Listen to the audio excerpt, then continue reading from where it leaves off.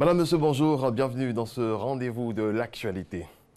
Le ministre de l'Environnement et du Développement durable, Joseph Seka, participe à la conférence de haut niveau sur le changement climatique en Allemagne.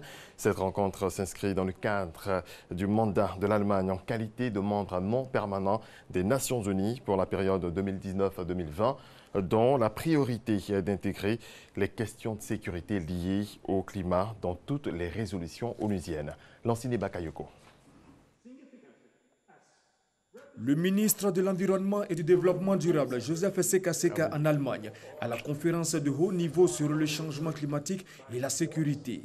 Dénommée Berlin Climate and Security Conference, cette rencontre s'inscrit dans le cadre du mandat de l'Allemagne en qualité de membre non permanent du Conseil de sécurité de l'ONU pour la période 2019-2020, dont la priorité est d'intégrer les questions de sécurité liées au climat dans toutes les résolutions onusiennes. À cette rencontre, les travaux se sont déroulés sous forme de panels et de tables rondes. Les participants ont à cet effet engagé des réflexions sur les aspects critiques du lien entre le changement climatique et la sécurité, notamment leur impact sur les migrations et les déplacements, les conflits socio-économiques et les États fragiles. Intervenant à la table ronde numéro 3 sur le thème changement climatique et la fragilité des États, Joseph Seka a exposé sur les effets et conséquences du changement climatique en Côte d'Ivoire, ainsi que les mesures prises par le gouvernement ivoirien pour lutter contre ce phénomène. Nous avons présenté à la communauté internationale les réponses de la Côte d'Ivoire qui consistent à renforcer les capacités des populations dans les secteurs d'activité afin de leur permettre d'être outillés pour relever les défis de l'action néfaste du changement climatique sur l'économie du pays. Nous avons aussi noté que la Côte d'Ivoire s'emploie à faire en sorte de mettre en place des programmes avec des projets structurants qui permettent aux populations de pouvoir conduire des activités. La conférence de Berlin sur le changement climatique et la sécurité a permis aux participants de débattre des risques croissants que le changement climatique présente pour la paix et la sécurité, ainsi que de la nécessité de prendre des mesures rapides et décisives pour prévenir et réduire les conflits et l'instabilité liée au changement climatique avant la conférence sur le climat prévue en septembre 2019 au siège des Nations Unies. C'est un reportage commenté par Abou Sanogo. Le lycée classique et moderne 1 de Boaké célèbre ses meilleurs élèves. Objectif, créer l'émulation chez les autres apprenants. Plusieurs prix ont été décernés aux meilleures filles, dont des billets d'avion et une bourse d'études de la part de la première dame de Côte d'Ivoire, Dominique Ouattara. Le reportage de Boubacar Silla, commenté par Kader Sogodogo. Constance Orlane Mouya Koufi, terminale C, 16,68 de moyenne. La meilleure des meilleures au lycée classique et moderne 1 de Boaké. Avec elle, 7 autres jeunes filles viennent d'être honorées par la première dame pour leurs bons résultats scolaires. Chacune d'elles a reçu un billet d'avion pour des vacances. Destination, le pied de la Tour Eiffel, Paris, en cas d'admission au baccalauréat 2019. La meilleure des meilleures bénéficiera d'une bourse d'études pour les États-Unis d'Amérique. Toujours un soutien à l'excellence porté par la première dame Dominique Ouattara. Je suis très heureuse et je voulais remercier la première dame, bien sûr. Et je voulais dire aux élèves de travailler sans relâche. La quête de l'excellence saluée par tous les participants.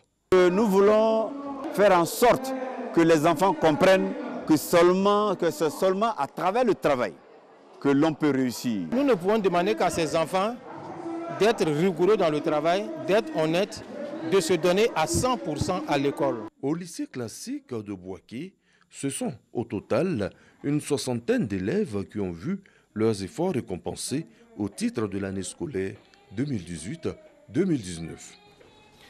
Sur le continent, en République démocratique du Congo, l'opposant et ancien chef de guerre Jean-Pierre Bemba est arrivé hier matin à Kinshasa pour son deuxième retour au pays en moins d'un an après avoir été condamné puis acquitté par la Cour pénale internationale et avoir fait plus de 10 ans de prison. À sa descente d'avion en provenance de Bruxelles, Bemba a été accueilli par Martin Fayulu qui revendique la victoire à l'élection présidentielle du 30 décembre dernier. Présidentielle en Mauritanie, les résultats affichés sur la page Facebook de la Commission électorale nationale indépendante CENI annoncent une victoire du général Ghazouani, le candidat du parti au pouvoir. Ils ont suscité la colère des partisans de l'opposition. Ils estiment que le pouvoir a confisqué leur victoire. Ils ont dressé des barricades, ont incendié des pneus dans plusieurs quartiers de Nouakchott et ont scandé des slogans hostiles au pouvoir. La semaine dernière, le Ghana et la Côte d'Ivoire, les deux principaux producteurs de cacao au monde, ont menacé de suspendre les ventes de fèves jusqu'à l'instauration d'un prix minimum. 2600 $ la tonne, soit 1 300 000 francs CFA. Une mesure accueillie avec bienveillance par les agriculteurs ghanéens. Les cacaotiers récoltent actuellement à peine 6% des 100 milliards de dollars, 50 000 milliards de francs CFA générés par les industries du chocolat. Suivez. Au centre du Ghana, des forêts à perte de vue. Ici, on cultive surtout du cacao, l'un des principaux produits d'exportation du pays. L'or brun est actuellement au cœur de discussions historiques. Le Ghana et la Côte d'Ivoire ont récemment menacé de suspendre leur vente de fèves jusqu'à l'instauration d'un prix minimum. Si le gouvernement augmente les prix, alors les agriculteurs pourront payer des fertilisants, payer des désherbants, employer plus de paysans et pourront ainsi augmenter leur production. Et si la production augmente, ça veut dire plus d'argent puisque les prix montent. Sur les 100 milliards de dollars générés par la culture du cacao, seuls 6% atterrissent dans la poche des producteurs. Une situation jugée inacceptable par le Ghana et la Côte d'Ivoire. Pour inverser la tendance, les deux géants du cacao exigent un prix minimum de 2600 $ la tonne. Une revendication saluée par les syndicats d'agriculteurs. En 2017, le prix de la tonne était passé sous la barre des 1800 $. Nous n'avons rien à vendre, à part le cacao. Donc si les gouvernements ont pensé aux producteurs, s'ils se rassemblent pour lutter pour les producteurs, nous les soutenons. Les agriculteurs ne sont pas les seuls concernés par la hausse des prix. Aujourd'hui au Ghana, seules 2 compagnies produisent du chocolat, mais le domaine attire de plus en plus d'entrepreneurs. Les fabricants espèrent que la hausse des prix n'entraînera pas un ralentissement d'activité. Ruth Amoa a créé sa marque de chocolat artisanal il y a 4 ans. La chef d'entreprise voit l'initiative du gouvernement comme une opportunité de transformer le cacao sur place. Les gens décideront peut-être de venir produire ici, parce que c'est peut-être même moins cher de produire le chocolat au Ghana et de l'exporter. Cela pourrait donc créer plus d'emplois, plus de chocolat pour d'autres entreprises. Je pense donc que c'est aussi encourageant pour les gens qui travaillent dans l'industrie. Une réunion doit avoir lieu en juillet pour discuter de la mise en place de la mesure. Et les enjeux sont de taille. Les deux pays fournissent à eux seuls près des 2/3 de la production mondiale de cacao. Du football, la Coupe d'Afrique des Nations, c'est l'actualité. La Côte d'Ivoire entre en lice aujourd'hui à partir de 14h30 temps universel. Les éléphants de Côte d'Ivoire seront face au Bafana Bafana d'Afrique du Sud.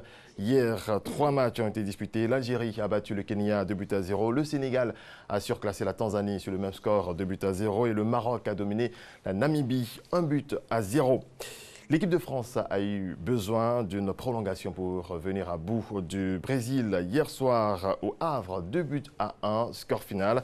Les Bleus ont eu peur de quitter la Coupe du Monde prématurément, mais elles poursuivent leur route et se qualifient pour les quarts de finale grâce à un but en or d'Amandine Henry. Voilà, c'est la fin de ce point de l'actualité. Merci à toutes et à tous de votre attention.